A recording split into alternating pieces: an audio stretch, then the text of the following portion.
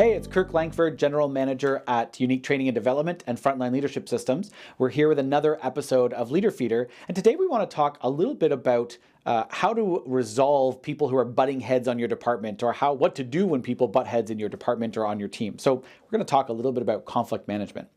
There's lots of different methods for this, so I'm really just going to give you a couple strategies that I think will help, because a lot of frontline leaders get good at managing conflict, and when I say they get good, what I mean is that they end up always having to resolve the conflicts of the people on their team. It's not really a situation that you want to get into if you can help it, and hopefully some of these tips or strategies are going to help you get away from always having to be the problem solver on your team. So the first thing you want to do is be willing to listen and, here it is, let people vent. As a frontline leader, you spend a lot of time putting out fires. You spend a lot of time dealing with problems. And so you get used to arriving on the scene and going, okay, here's what we're going to do. Here's how we're going to solve that problem. Here's how we're going to move forward. And that's not necessarily a bad thing. You want to be able to know how to act in a situation, how to resolve a situation, 100%. However, coming onto the scene when there's a conflict, sensing that there's that tension or that conflict, and simply saying, here's what we're going to do. It's kind of like when two kids are not getting along and mom or dad walks into the room and goes, you two better get along. You two better kiss and make up and move on. You don't really like to hear that. It doesn't really feel good. And at the end of the day, the underlying reason or cause for the tension usually is still there. So really, we haven't resolved the conflict or the issue. We've just kind of swept it under the rug. And probably that same conflict or that same clash is going to rear its ugly head again. So the first thing you can do to help really try to melt away the conflict is to be willing to listen and let people vent. So let people explain their side of the story, or what's frustrating them, or why there's an argument or a disagreement or a conflict to begin with, right? And the second part about that is let them vent, right? Even though we sometimes recognize that, you telling me about why you're frustrated doesn't really solve the problem, it is an important piece. When it comes to conflict, there's usually an emotional component. People are usually somewhat emotionally charged, even if they don't seem like it on the surface. And so it's harder to be rational, it's harder to be logical, and to be solutions-oriented if we feel emotional. Because if we're feeling defensive, if we feel like the other person has pissed us off or done us wrong, we're focused on that. We're not focused on how to, amicably resolve this situation. And yet when someone gives us a chance to an ear, bends an ear, and they listen to what we're saying and why we're frustrated, it helps melt away some of that tension, some of that emotion, so that then cooler heads can prevail. And this happens on both sides. So take the time to listen, let people vent, right? As much as possible. We know sometimes that we don't always have time for a 45-minute vent session or anything like that, but as much as possible, let people vent, let them get out their frustration. Then you can move to the next step, which is going to be to ask for a solution or a resolution. So, next thing, try to find some common ground. Remind the people in the conflict that, hey, we are rowing in the same direction. As an organization, we have a common goal. As team members or as people in the same department, we also have a common goal, and we need to continue working on that goal.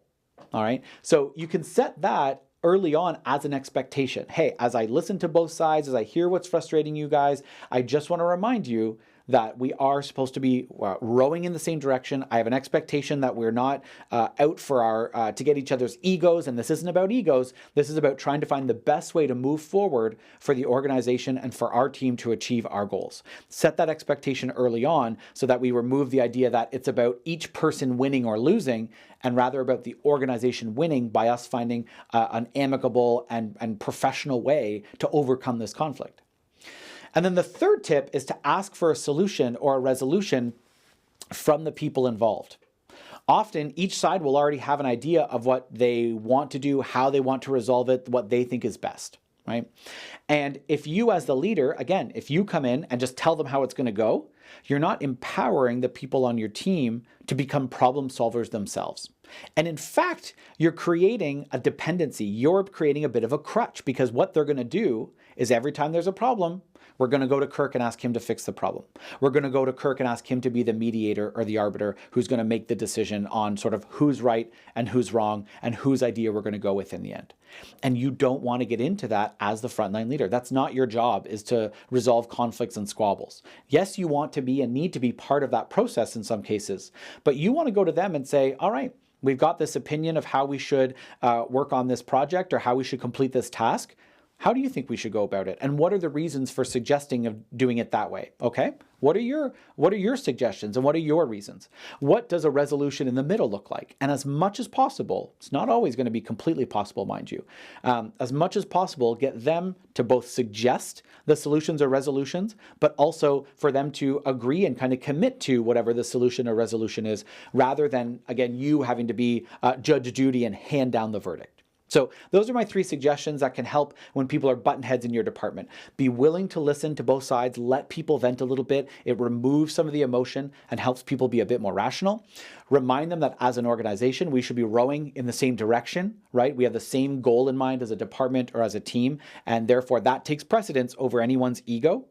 And third, ask them to try to come up with the resolution or the solution rather than simply handing down the verdict. In doing so, you will empower them in the future to take more of a stab at resolving their own conflicts in the future. So, there are some simple tips on conflict management, but maybe you're thinking that you want to go a little bit deeper, you'd like a more robust model, or maybe you'd like to think about some other leadership development topics for your frontline leaders or for anyone in your organization. That's where we can help. We'd love to hear from you, hear what challenges you're dealing with, and how we can help make those a little bit better by equipping, enabling your frontline leaders to be better leaders every day by being more competent, consistent, and capable. So feel free to reach out to us at uniquedevelopment.com. That's our website. You can contact us there. We'd love to have a conversation. And until next time, thank you for listening. We'll see you again.